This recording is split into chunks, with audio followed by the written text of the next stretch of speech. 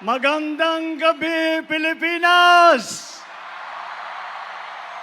Maraming salamat po.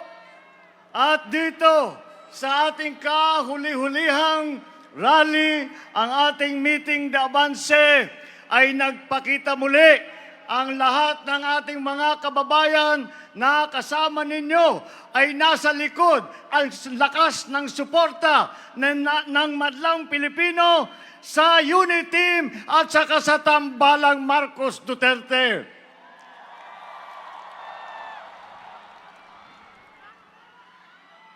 Mula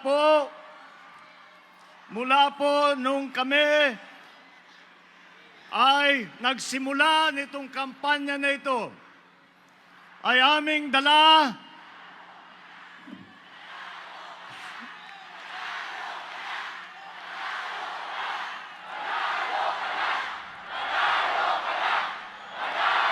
mananalo talaga tayo basta't walang tulugan sa Lunes. Para hindi na tayo madisgrasya ulit. Alam naman po natin, kapag naiwanan natin kung minsan ay maraming nangyayari na hindi ka nais-nais.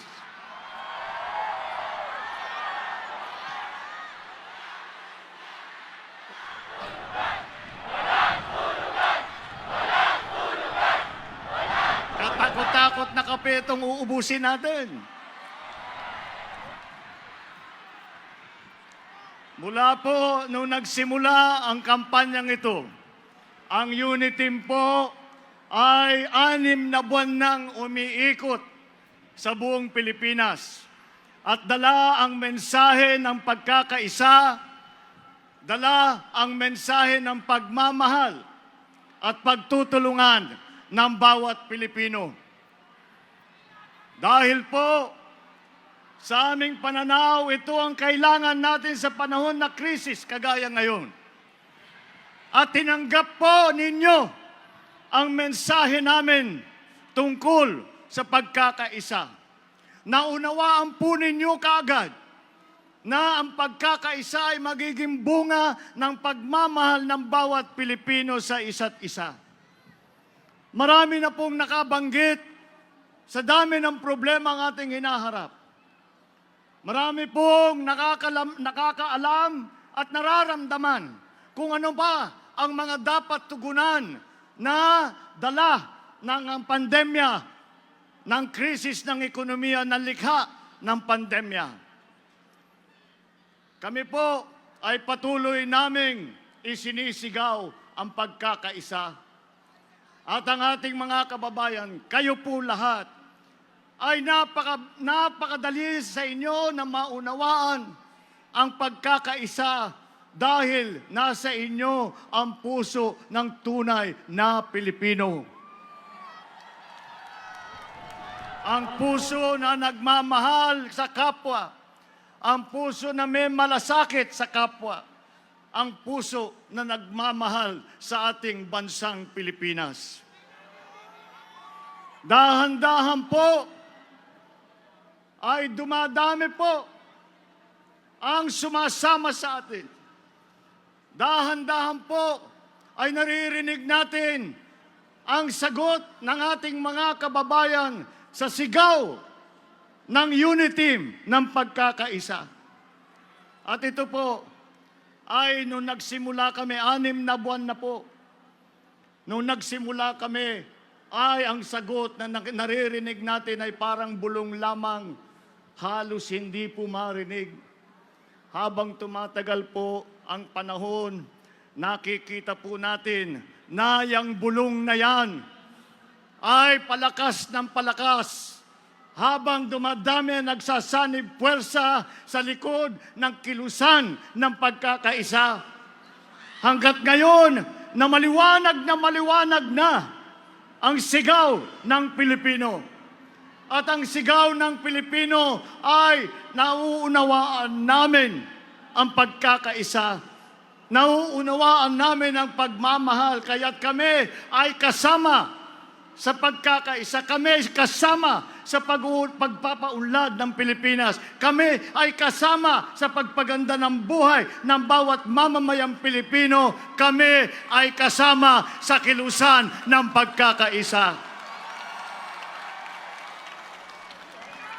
Dito po nating makikita ang tunay na ugali, ang kultura ng Pilipino na nagmamahal sa kapwa. Dito po natin makikita ang tunay ng pagmamahal ng mga Pilipino sa ating minamahal na Pilipinas. Kaya naman po, ang ating sinasabi ay hindi tayo dapat magtaka. Dahil po, alam po natin ang ugali ng Pilipino. Ang ugali ng Pilipino ay mapagmahal. Ang ugali ng Pilipino ay may malasakit sa kapwa.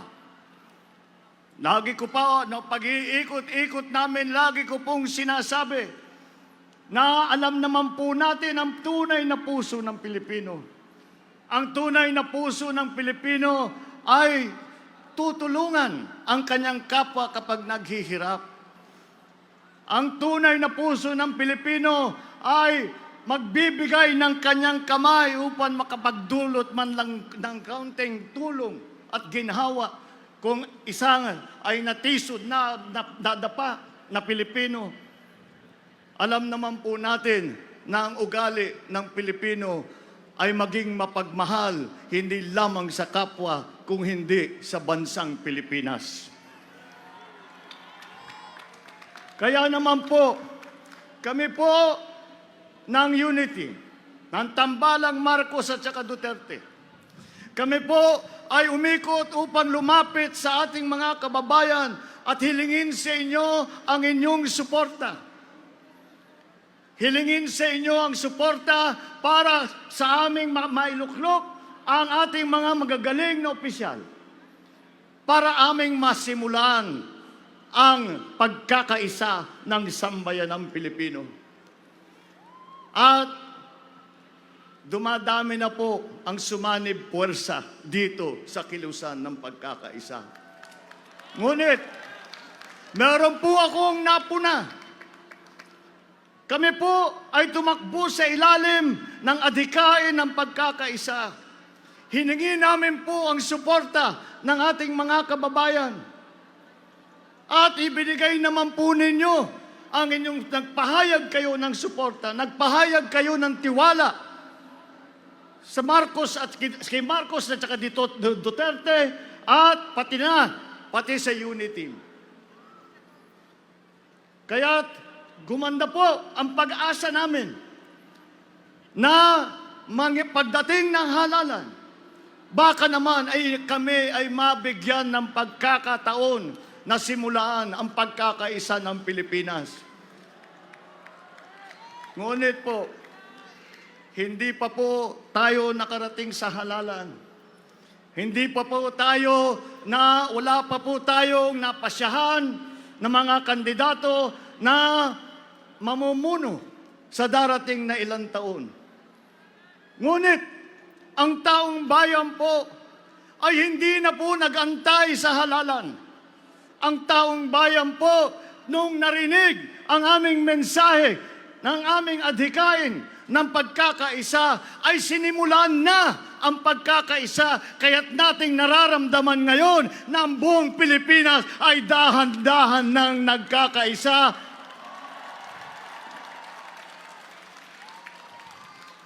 Kayo na ang mga mamamayang Pilipino ang nangunguna dito sa kilusan ng pagkakaisa. Habang kaming mga kandidato ay nag-aantay ng suporta, nag-aantay na kung sana kami maging mapalad at makaupo, ang taong bayan ay hindi na naghantay at ipinalabas ulit ang tunay na puso ng Pilipino at sinimulan na ang pagkilos ng pagkakaisa. Kaya naman po, napakaganda po ng naging pagsanib puwersa ng lahat ng Pilipino.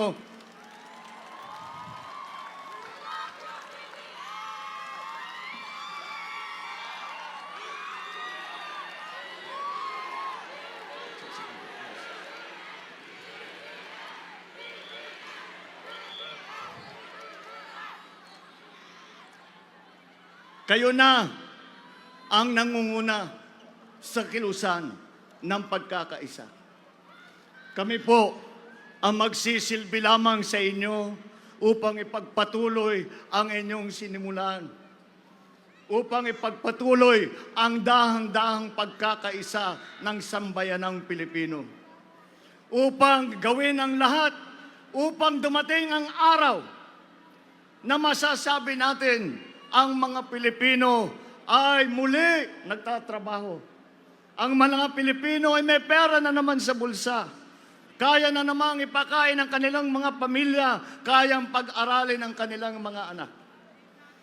At yan ang inaantay natin na araw, na masasabi natin dahil sa ating pagtutulong sa isa't isa, nararamdaman na natin na tayo habang nasa krisis man, kahit nasa krisis pa lang, ay tayo ay dahan-dahang nakikita natin gumaganda ang buhay dahil na tayo ay kapit-bisig. Lahat ng Pilipino ipinagsasama ang tapang, ang sipag, ang galing, ang kakayahan at ang pagmamahal ng bawat Pilipino.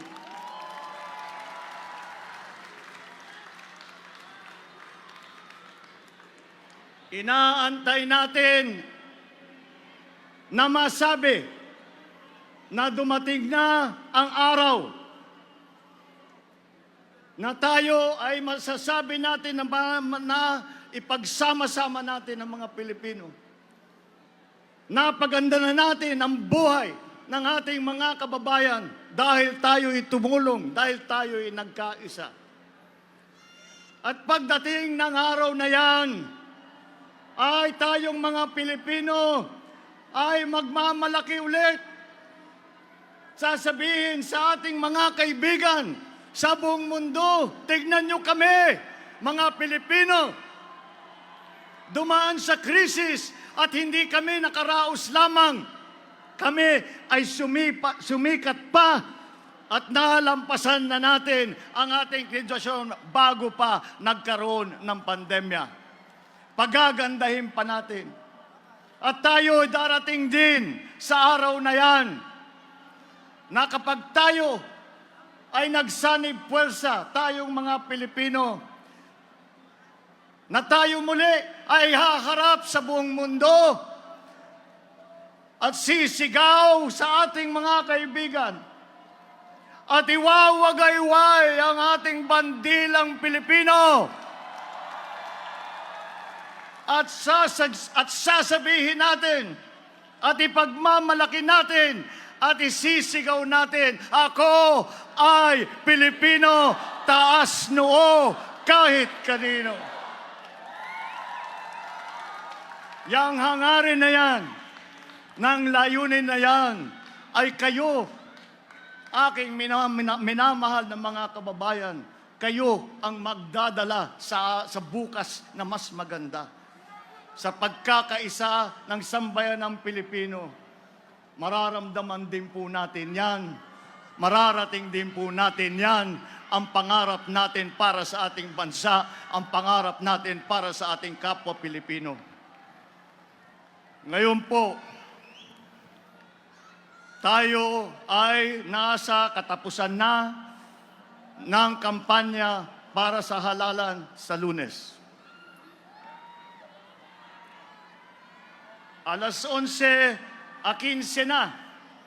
At pagdating ng alas 12, tapos na ang tinatawag na campaign period.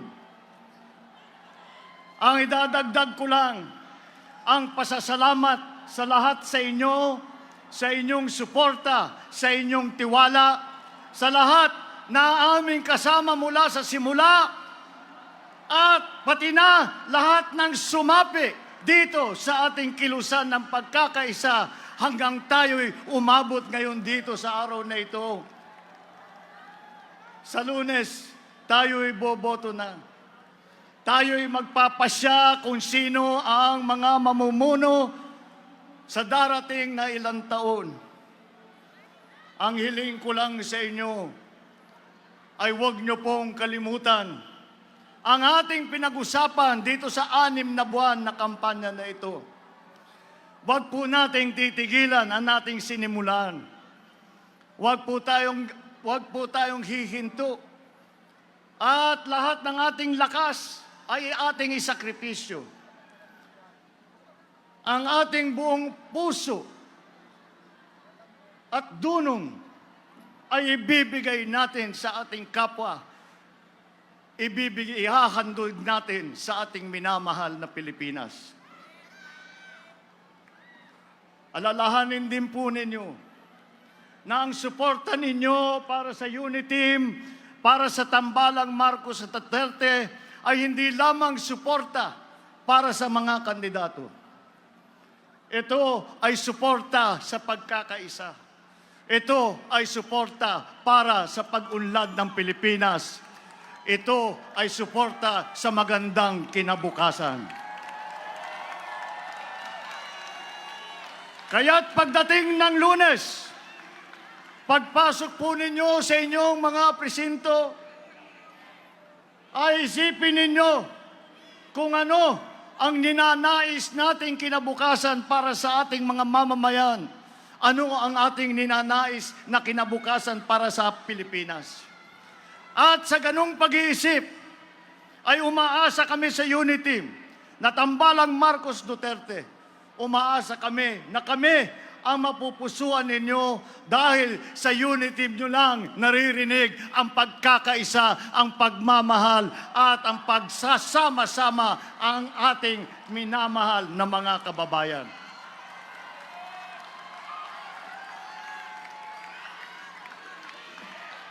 Gawin na po natin ang nakasulat sa ating mga placard, sama-sama tayo sa tagumpay. Sama-sama tayo sa tagumpay sa darating na halalan sa Lunes. Ngunit sama-sama rin tayo sa tagumpay ng pagkakaisa ng buong Pilipinas. Yan po ang aming naging pangarap. Mukha naman dahil sa inyo, dahil sa inyong mga minamahal kong kababayan, malaki po ang pag-asa na makakamtan natin yung pangarap na yan, maaabot po natin at magagawa po natin para sa Pilipinas yan. At kapag ating nagawa ito, asahan ninyo na tayo ay maaalala natin kung saan tayo nagsimula. Maaalala natin kung ano ang ating linakbay upang dumating dito. At kung ano pa ang ating ipinagpatuloy para sa pagkakaisa. At mararamdaman po natin kung tayo ay tuluyang magmahal sa isa't isa. Kung tayo ay tuluyang magmahal sa Pilipinas, sama-sama po tayong babangon muli. Maraming salamat po. Mabuhay ang Pilipinas!